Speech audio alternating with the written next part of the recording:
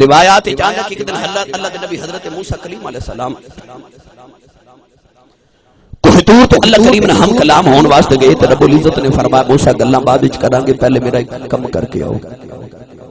یا اللہ حکم ہوئے. خالق نے فرمایا کہ او فلاں پنڈ دی اروڑی تے ایک میرا عاشق لیٹے آئے تے فوت ہو گئے، انہوں جا کے غسل دے کے کفن دے کے جنازہ پڑھ کے دفن کر کے آؤ تے گلاں پھر کرا.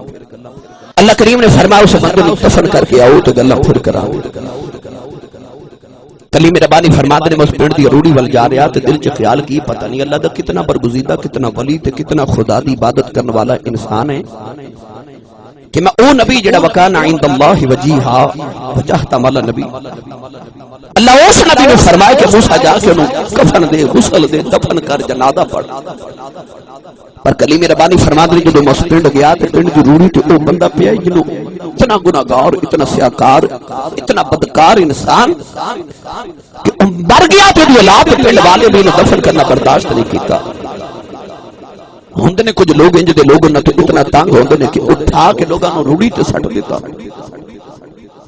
لوگاں دفن کرنا برداشت نہیں کیتا کہ انہوں جانور کھا جان، کتے کھا جان. اللہ دے نبی موسیٰ فرماتے نے میں دیکھیا تے یا اللہ میں ایڈا برگزیدہ نبی ان تو اولاد نے بھی دفن نہیں کیتا پر حکم ربانی سی.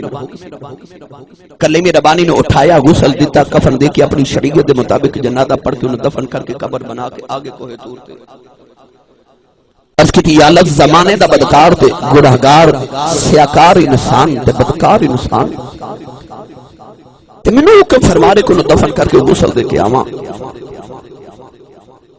الہ العالمین کیڑی ادا چنگی لگی ہے؟ ادا کیڑی چنگی لگی ہے؟ اللہ کریم نے رجا فرما موسیٰ بے شک بڑا گناہگار ہے، بے شک بڑا بدکار ہے، بڑا سیاکار ہے.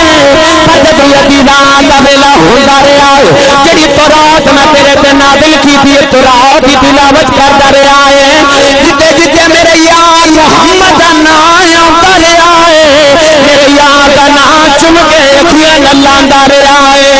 فرمایا موسیٰ دس اودے گناہاں ول ویکھاں تے یار دے ناماں ول ویکھاں.